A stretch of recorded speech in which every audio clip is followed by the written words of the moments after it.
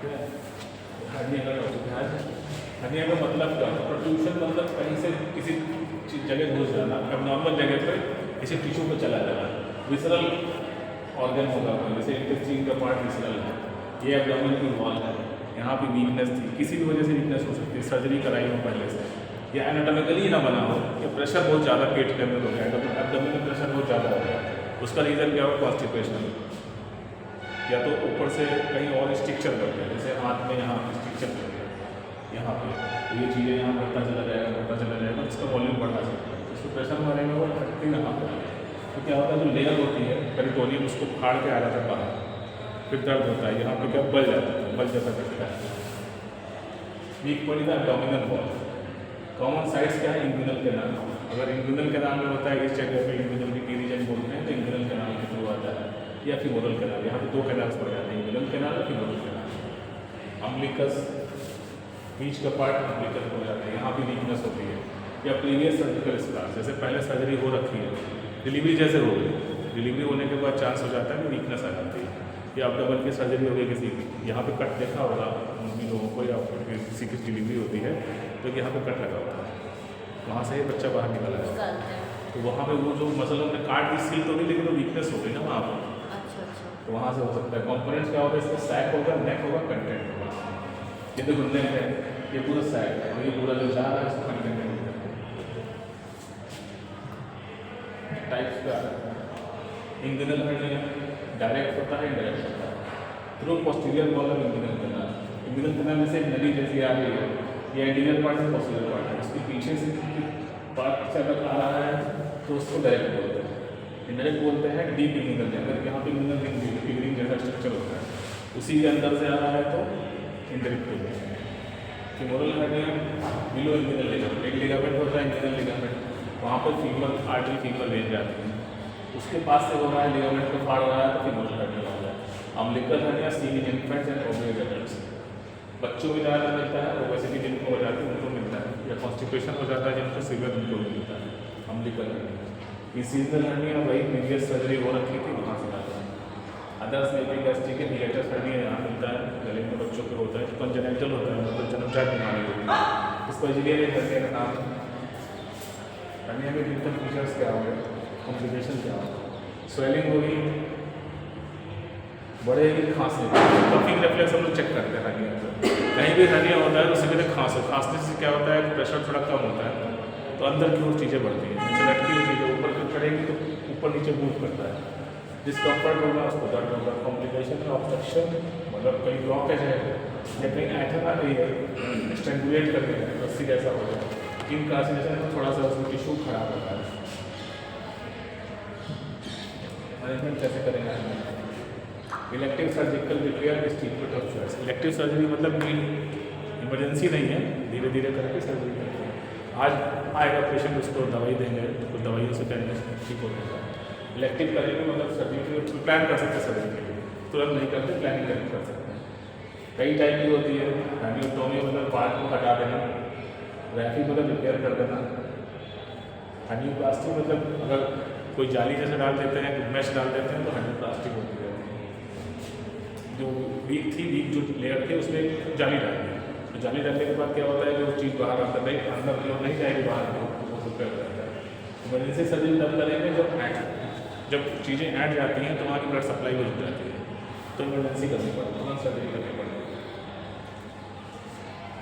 अब डिसऑर्डर्स पे आ जाते हैं। एपेंडिसाइटिस, ये बहुत कॉमन बीमारी है, सबके जो बाहर खाना खाते हैं उनको बहुत ज़्यादा हो जाती है appendicitis. Inflammation of lollipop appendix, ये अब हमारे में वो है, रुडिमेंट्री है, मतलब हमारा काम नहीं है, इसका शरीर में पड़ा हुआ है, अभी हमारे पूर्वजों में काम है इसका। कॉमन सर्जिकल इमरजेंसी, इसमें पेन बहुत होता है तो जल्दी तुरंत इमरजेंसी में सर्जरी करनी पड़ती है। फीचर इसका क्या होगा? Pain shifting to right iliac fossa. Right iliac fossa मतलब इस तरफ जाएगा पेन, फीवर होगा, उल्टी लगेगी, ट्रीटमेंट क्या है? निकाल दो, अपेंडिक्स निकाल दो, अपेंडिसेक्टोमी कर देते हैं। इंटेस्टिनल ऑब्स्ट्रक्शन पे आ जा रही है, बहुत कॉमन है। एक ऑब्स्ट्रक्शन इसमें दिखाया गया है, यहाँ पर ऑब्स्ट्रक्शन लग जाए तो नेक्रोसिस होती है, ब्लॉकेज ऑफ इंटेस्टाइन करते हैं। आँख का कोई भी मेडिकल अगर उसमें ब्लॉकेज हो जाता है तो उसको इंटेस्टाइनल ऑब्स्ट्रक्शन कहते हैं। टाइप मैकेनिकल होगा या पैरालिटिक होगा। मैकेनिकल का मतलब अपने आप ऐसे पेरिस्टाल्टिक मतलब इम्पल्स ही नहीं जा रहा वहाँ पे, जो पेरिस्टाल्टिक मूवमेंट होते हैं ऐसे ऐसे ऐसे, अगर इम्पल्स ही आने बंद हो गए तो फिर ये होता है कि वो रुक गया। कॉजेंस के क्या होगा, एडहेशन में रहना तो चिपक जाएगा, कोई चीज़ चिपक गई, अब गर्मियाँ ही हो गया तो दूसरा पार्ट किसी अगर पार्ट में घुस जाएगा, ये ऐसे पाइप थी और ऐसे घुस के अंदर फोल्ड हो जाएगा तो ब्लॉक हो जाएगा, ट्यूमर और अगर ट्यूमर हो गया या पॉलुलस का मतलब पाइप से ये पतली पाइप मोटी पाइप अंदर घुस जाती है ना, हाथ का कोई पार्ट उसके अंदर ऐसे बेंड कर जाता है, उसको पॉलुलस बोलते हैं। ऐसे है छोटा लूप इसके अंदर अगर कुछ चढ़ जाए इसके अंदर, तो जैसे मोजा है ना, दो मोजे पैर में पहन लो, एक ही मोजे को दूसरा पर फोल्ड कर दो, उसको वॉल्वुलस बोलते हैं। वैसे ही इंटेस्टाइन कभी कभी का अंदर की खुद ही की लेयर में फंस जाता है, उसको वॉल्वुलस बोलते हैं। मैनेजमेंट नेसोगैस्ट्रिक ट्यूब मतलब सॉलिड फूड नहीं देंगे, एनजी ट्यूब डाल के फ्लूइड से थोड़ा खाना देंगे, आईवी ट्यूब चढ़ाएंगे, सर्जरी करेंगे। डिसऑर्डर्स के आप परफोरेशन पेरिटोनिटिस, पेरिटोनियम एक्चुअली दर्द बहुत होता है, पेरिटोनियम में कुछ होता है, तभी पेट का दर्द बहुत तेज होता है, और चेस्ट में कोई पेन होता है बहुत तेज होता है, हार्ट के आसपास पेन बहुत तेज होता है।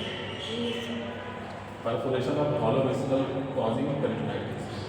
अब ऊपर एक ये पूरा स्ट्रक्चर है, इसके ऊपर लीक चढ़ी हुई है तो इसमें बहुत सेंसिटिव है पेन के लिए, अगर ये फट जाएगा परफोरेट कर जाएगा तो इसमें पेन पहले ही पता चल जाएगा, इसीलिए उसको कॉजिंग पेरिटोनिटिस। वहाँ पे सूजन आ जाएगी, पेरिटोनिटिस होगी, पहले सूजन आएगी ना जहाँ पे कुछ होगा। कॉजेस क्या होंगे, पेप्टिक अल्सर, टाइफॉइड है, ट्रामा या तो पेप्टिक अल्सर ये अल्सर दिखाया गया है, कहाँ कहाँ होता है अल्सर, स्टमक में ही होता है, तो यहाँ HCl आता है, एसिड आता है। पेप्टिक अल्सर टाइफॉइड होगा या ट्रामा होगा।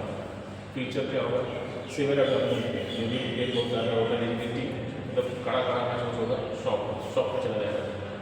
इमरजेंसी लेप्रोस्कोपी, उसको लेप्रोस्कोप से जाके जहाँ पर दिक्कत है वहाँ का पार्ट है, यहाँ प्रॉपर ये काटेंगे कुछ होगा एक साथ, तो थोड़ा एरिया कम हो जाएगा लेकिन बीमारी होगी। गैस्ट्रोइंटेस्टाइनल सर्जिकल डिसऑर्डर्स, अब पेप्टिक अल्सर डिजीज पे आ जाता है, ये बहुत कॉमन है। ड्यूडेनम या स्टमक के अल्सर को PID बोलते हैं, जहाँ बहुत पेशेंट आता है, इसमें हम लोग नहीं हो देते हैं जो बहुत कॉमनली दवा चलती है ना, पेंटोप्राजोल, डोमपेरिडोल, यही वाले पेशेंट होते हैं। इसका कारण क्या है, बैक्टीरिया है, H. pylori, ये बहुत कॉमन मिलता है मेस का, हॉस्टल के खाने में, बाहर के खाने में बैक्टीरिया ये मिलता है बहुत ज़्यादा। एनासिड्स का मतलब नॉन एस्टेरॉयडल एंटी इन्फ्लेमेटरी ड्रग्स, जो हम दर्द देने वाले गोलियाँ खाते हैं उसको एनासिड्स बोलते हैं। स्ट्रेस अल्सर ही बनता है, कोई तनाव ले लिया किसी ने, कैरियर या हिस्ट्री हो गई तो भी बनता है। कॉम्प्लिकेशन क्या होगा, ब्लीड करेंगे, घाव है देखिए घाव बना हुआ तो ब्लीड करेंगे, परफोरेशन हो जाएगा, ऑब्स्ट्रक्शन हो जाएगा। सर्जरी इंडिकेटेड सर्जरी तब करेंगे अगर दवाइयों से नहीं सही हो रहा है, सर्जरी करना है। Defective biliary system gall bladder के नीचे से आ जाता है, इसमें कोलेलिथियासिस, लिथिया मतलब पत्थर, स्टोन, जहाँ भी लिथिया आ रहा है स्टोन, कोलेलिथियासिस गाल ब्लैडर में स्टोन होता है। कोलेसिस्टाइटिस मतलब सूजन, गाल ब्लैडर में सूजन, इन्फ्लेमेशन होता है। ट्रीटमेंट कोलेसिस्टेक्टोमी, जहाँ पर टोमी या मोमी लगाने का रिमूव करना उसका, कोलेसिस्ट मतलब पूरा सिस्टम ही निकाल दिया, तो इसका गाल ब्लैडर का पूरा था उसको रिमूव कर दिया। अभी पेटोबिलियरी सिस्टम पे आ जाता है, ऑब्स्ट्रक्टिव जॉन्डिस, ये बहुत कॉमनली मिलती है ज़्यादातर पेशेंट में, कहीं जॉन्डिस हो गई, जॉन्डिस हो गई, ऑब्स्ट्रक्टिव भी होती है। ब्लॉकेज तो पाइप वही होगा, उस पर पत्थर बना, उसकी पाइप में आके ल्यूमेन में आके अटक गया, पाइप बन रहा है लेकिन जा नहीं रहा है, जब नहीं जाएगा तो जाहिर सी बात है बिलिरुबिन कार्बोसी को तोड़ नहीं पाएगा, नहीं तोड़ पाएगा तो पीला पीला शरीर हो जाता है, आँख पीली दिखेगी, स्क्लेरा, टंग, नेल टिप्स, कभी कभी तो पानी इतना बिलिरुबिन ज़्यादा हो जाता है और हाथ धोएंगे तो पीला पीला आता है, स्किन के ऊपर बिलिरुबिन आ जाता है। स्टोन इसको वाले ट्यूमर है, स्ट्रक्चर से गांठ बन जाना ट्यूमर, ERC की सर्जरी करना है या आप पूरी सर्जरी करेंगे, एंडोस्कोप से सर्जरी करें तो रेट करके ऐसे सर्जरी करना है। एंडोस्कोपिक डिसऑर्डर्स में हेमोराइड्स आ जाते हैं, बहुत कॉमन बीमारी है, नॉर्मली पाइल्स बोलते हैं इसको, एक्सटर्नल इंटरनल दो तरह के होते हैं। कॉन्स्टिपेशन या खाना जो खराब खाते हैं जिनमें फाइब्रस फूड नहीं होता उनको होता है। Dilated veins end of anal canal, anal canal की वेन्स अगर जाहिर सी बात है पतली है, मोटी हो जाएंगी तो स्टूल जब पास होगा तो रगड़ता हुआ पास होगा तो फट जाएंगे। टाइप्स होती है, इंटरनल हो गया, एक्सटर्नल हो गया। सिम्टम्स, वेन्स या आर्टरी जहाँ फटेगी वहाँ ब्लीडिंग होगी, प्रोलैप्स होगा, पूरा एनल कैनाल का एनल रेक्टम का प्रोलैप्स होता है, रेक्टम बाहर, दर्द होगा। मैनेजमेंट कैसे करें, कंजर्वेटिव मतलब दवाइयों से या सर्जरी, डाइट मॉडिफाई, वही फाइबर डाइट देंगे, कहीं फल खाओ, दूध खाओ, सब्जियाँ खाओ, हरी सब्जियाँ। फिशर फिशियल और पाइलोनेलर साइनस, फिशर कहा जाता है। फिशर पेनफुल टीयर, कहीं फट गया कुछ तो फिशर हो गया, क्या हो गया? पढ़ तो रहे। फिशर मतलब कहीं फट गया, पेनफुल टीयर ही एनल कैनाल में कहीं ब्रीच हो गया, कोई कंटिन्यूटी टूट गई तो उसको फिशर बोलते हैं। Fistula abnormal track between anal canal and skin, तो नॉर्मली एक ओपनिंग होती है उसकी जगह कोई छोटी छोटी और ओपनिंग बन जाती है, उनको फिस्टुला बोलते हैं। अलग से ट्रैक बन जाता है, वहाँ से भी वो फीकल मैटर भी पास होता है। इसको लोकल भाषा में बगंदर बोलते हैं। बगंदर बोलते हैं ना उसको। पाइलोनेटल साइनस, जहाँ बटक से मिलते हैं वहाँ तो कभी कभी हेयर्स की वजह से छेद हो जाता है, अल्सर बन जाता है, वहाँ हेयर्स धसते चले जाते हैं। उनको होता है जिनमें बहुत ज़्यादा हेयर्स होते हैं, पूरा पूरा गुच्छा निकल जाता है। सर्जरी इसका भी मैनेजमेंट नहीं होगा, सर्जरी जस्ट सुना है। बेनाइन मतलब कैंसर नहीं है अभी, इसमें फाइब्रोइडोमा आता है, मतलब सिर्फ फाइबर बना हुआ, फाइब्रस हो गया, कोई छोटा सा सिस्ट था वो फाइब्रस हो गया। फाइब्रोसिस्टिक डिजीज, फाइबर के साथ गांठ भी बन गई है तो फाइब्रोसिस्टिक डिजीज हो जाती है। पेनलेस ब्रेस्ट कम कॉमन, ये बहुत कॉमन होता है। फीमेल से बनता है बिगड़ता है, बनता है बिगड़ता है, मतलब कुछ दिन 6 महीने तक रहेगा फिर रिमूव हो जाएगा। अगर उसमें दर्द नहीं है और बढ़ नहीं रहा है तो हम नॉर्मल मानते हैं। 6 महीने बाद बोल देते हैं दिखा लेना, तो नहीं ठीक होता है तो फिर रिमूव करते हैं उसको। कॉमन ही लिया नहीं है कि 18 साल से 15 साल से लड़के को 25-30 साल तक ही मिलता है। इसके बाद अगर मिलता है तो फिर ये हो जाता है ट्यूमर बन रहा है या कुछ और हो रहा है। मैनेजमेंट इसका करेगा कंजर्वेटिवली दवाइयों से या सर्जिकली। तो मैंने देखा है जिनके ब्रेस्ट पूरी तरीके से डेवलप नहीं होते हैं उनकी ही गांठें ज़्यादा बनती हैं। हाँ, तो हार्मोनल भी होता है ना ये, ब्रेस्ट का डेवलपमेंट हार्मोन्स पे डिपेंड करता है। अच्छा। एस्ट्रोजन प्रोजेस्टेरोन पे डिपेंड करता है ज़्यादा। अगर कम निकले किसी जिस टाइप की ज़रूरत है शुरुआत में अर्ली एज में, जब मीनार शुरू होती है, मेंसेस शुरू होते हैं, उस समय हार्मोनल डिसबैलेंस हो गया, ब्रेस्ट डेवलपमेंट प्रॉपर नहीं हुआ। सेकेंडरी सेक्सुअल कैरेक्टर एस्ट्रोजन की वजह से होता है। एस्ट्रोजन वो डेवलप नहीं होने देते, वो डेवलप नहीं होने देते। या टेस्टोस्टेरोन कभी निकलता, देखो थोड़ा थोड़ा सब कुछ है शरीर में। मेल हार्मोन भी निकलते हैं, फीमेल भी निकलते हैं। मेल कम निकलते हैं, फीमेल ज़्यादा निकलते हैं। उनका प्रोटोटाइप एक ही जैसा होता है। हार्मोन्स जैसे देखा जाए तो स्टेरॉइड ही है सब, लगभग स्टेरॉइड, जितने सेक्स हार्मोन सारे स्टेरॉइड। तो ये होता है कि वो सप्रेस हो जाते हैं, वो बढ़ जाते हैं। अब किसी एक हार्मोन ने क्या किया, एक दूसरा उल्टा कर दिया, सप्रेस होने के टेस्टोस्टेरोन लेवल मान लिया थोड़ा सा बढ़ गया, यूनिक्स क्यों बच जाते हैं, जिनको हीडिंग बोलते हैं, यूनिक्स थर्ड जेंडर जिसको बोल रहे हैं, तो हार्मोनल डिसऑर्डर है ना वो। अच्छा। वो तो क्या होता है जब बच्चा पेट में होता है तभी हार्मोन गड़बड़ हो जाते हैं, तब से फंक्शनल हो जाती है। पिट्यूटरी बन गई, ब्रेन अंदर बन जाता है, पिट्यूटरी फंक्शनल हो गई। पिट्यूटरी बहुत सारे हार्मोन जो है कंट्रोल करते हैं पिट्यूटरी, उसकी वजह से रेगुलेशन नहीं होता है। सर, तो जैसे जो लोग देख लेते हैं कि बच्चा है, मतलब कोई इसका वो नहीं निकाला गया है ना अभी तक, ये बच्चा खराब है तो इसको हटा दें, या फिर मतलब इसमें ऐसी दिक्कतें आ रही हैं जो आगे। इसीलिए तो जीन आजकल चेक करते हैं, जीनोटाइप को चेक करते हैं। अच्छा। कैरोटाइपिंग कराते हैं आजकल।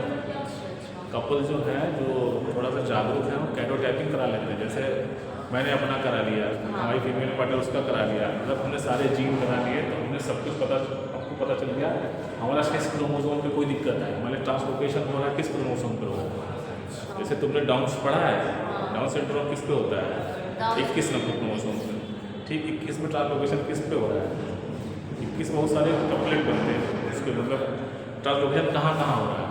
21 पे ट्रांसलोकेशन, मान लिया मेरे अंदर जीन है जो 21 पे ट्रांसलोकेशन दिखा रहा है, अब तो अगर मैं बच्चा करूँगा तो डाउन सिंड्रोम की तरफ चला जाएगा। अच्छा। तो हम उसका क्योर तो है नहीं, या तो नहीं करेंगे, या तो फिर उसका फिर अगर थेरेपी है तो उसको हम आगे जाएंगे उसके लिए। सिंड्रोम्स के क्योर्स नहीं होते ज़्यादातर, सिंड्रोम को प्रिवेंशन ही थोड़ा बहुत किया जा सकता है, क्योर नहीं होते। मतलब फैमिली प्लान करने से पहले हम लोग अपने जीन्स का टेस्ट करवा लें। कैरोटाइपिंग करा सकते हैं, आजकल सब कराते हैं कैरोटाइपिंग। अच्छा। जैसे कोई जो डिजीज़ जो होती है ना, जैसे जेनेटिक डिजीज़ क्या होते हैं, डोमिनेंट होती हैं और रिसेसिव होती हैं। रिसेसिव फॉर्म कभी सिम्टम नहीं देता। अच्छा।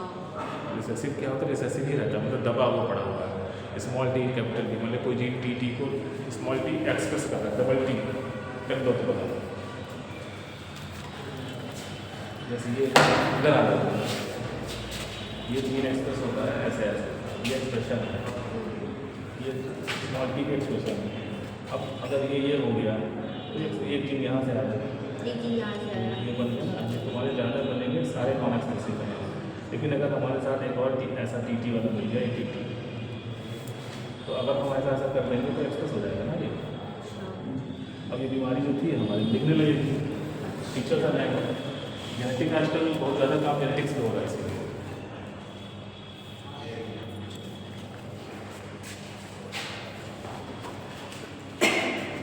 ब्रेस्ट एंड थायराइड में कार्सिनोमा ऑफ ब्रेस्ट आ जाते हैं, मैलिग्नेंट ट्यूमर ऑफ ब्रेस्ट है, मतलब कैंसर की तरफ जा रहा है। मोस्ट कॉमन कैंसर वर्ल्ड में सबसे ज़्यादा ब्रेस्ट कैंसर होता है। इंडिया में most common oral cancer, tobacco chewing हाँ, मसाला बहुत खाते हैं। होता है। स्क्रीनिंग सेल्फ एग्जामिनेशन यूट्यूब पे वीडियो पड़े हुए हैं, आप लोग देख सकते हैं। मैमोग्राफी ब्रेस्ट के एक्सरे पे मैमोग्राफी करते हैं, ये भी कम उम्र की लड़कियों में मैमोग्राफी मतलब वो होती है, अच्छी दिखती है, नहीं तो फिर नहीं दिखती। मैनेजमेंट सर्जरी करेंगे, कीमोथेरेपी रेडियोथेरेपी करेंगे। थायराइड डिसऑर्डर्स आ जाता है, ग्वाइटर थायराइड ग्लैंड का बढ़ना ग्वाइटर कहलाता है। ये ज़्यादातर उससे होता है, आयरन डिफिशियंसी होती है उसमें। ये पहाड़ों पे जो लोग रहते हैं उनको मिलती है, क्योंकि उनका आयरन नीचे बह जाता है। सॉइल में आयरन होता है, मिनरल है ना आयरन, वो वॉश आउट हो जाता है। थायराइडाइटिस मतलब सूजन। सर वहाँ पर क्यों होता है जब ठंडक ज़्यादा होती है, तो मतलब क्या आयोडीन को डिस्टर्ब कर देती है? नहीं, वहाँ क्या बारिश जब होती है, हाँ। जब बर्फ़ पिघलती है, तो सॉइल में जो आयरन होती है ना, वो नीचे की ओर चली जाती है पहाड़ों पे। इसीलिए आयरन डिफिशियंसी के बहुत सारे केसेस पहाड़ों में मिलते हैं। ज़्यादातर आयोडीन हम लोग यहाँ पे लेते नहीं थे, बाद में जब केसेस बढ़ने शुरू हुए तब आयोडीन को, इसीलिए गवर्नमेंट ने आयोडीन को फोर्टिफाइड सॉल्ट बनाया ना, आयोडाइड सॉल्ट। पहले हम नॉर्मल तब नहीं पता चलता था शुरुआत में, और थोड़ा हमारा फूडिंग हैबिट भी चेंज हो गई, खाने पीने की चीज़ें जैसे हमने प्लांट सोर्सेज कम कर दिए, तो आयोडीन मिलेगा कहाँ से? ज़मीन से या तो खाने से मिलेगा, उसका मेन सोर्स प्लांट है। और जब खाना बदल देंगे तो आयोडीन मिलना कम हो गया, तो बीमारियाँ हमारी आने लगी। 60-70 में फिर आयोडीन सॉल्ट की तरफ गवर्नमेंट बढ़ी, फोर्टिफाइड आयोडीन सॉल्ट हो गया। आजकल तो आप राइस सुना हो, विटामिन ए राइस में मिला देते हैं। हाँ, फोर्टिफाइड राइस 45 विटामिन ए डाला जाता है, ओट्स में डाला जाता है सर, ओट्स में भी डाला जाता है, इसलिए क्योंकि आँखों की बीमारी बहुत हो रही बच्चों को, आई डिसऑर्डर बहुत हो रहा है। सिम्टम इसका नेक स्वेलिंग होगी, हार्मोनल इम्बैलेंस होगा।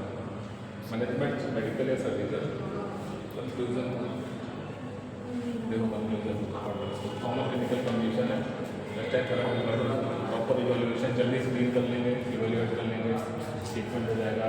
सर्जिकल टेक्निक्स बहुत अच्छी आ गई हैं आजकल, उससे हो गया। थायराइड सर्जरी आजकल यहाँ से करते हैं, दोनों इंसाइजर्स के नीचे से इंसाइजर नीचे ट्रैक नली डाल के थायराइड को काट करके निकाल देते हैं। जो भी दिक्कत होती है हार्ट या एपेंडिसाइटिस, इंटेस्टाइनल ऑब्स्ट्रक्शन, एंडोडक्टल डिसऑर्डर्स, सर्जिकल इमरजेंसी, ये इमरजेंसी की चीज़ें हैं। बहुत तेज दर्द होता है इमरजेंसी में, अच्छा ठीक है।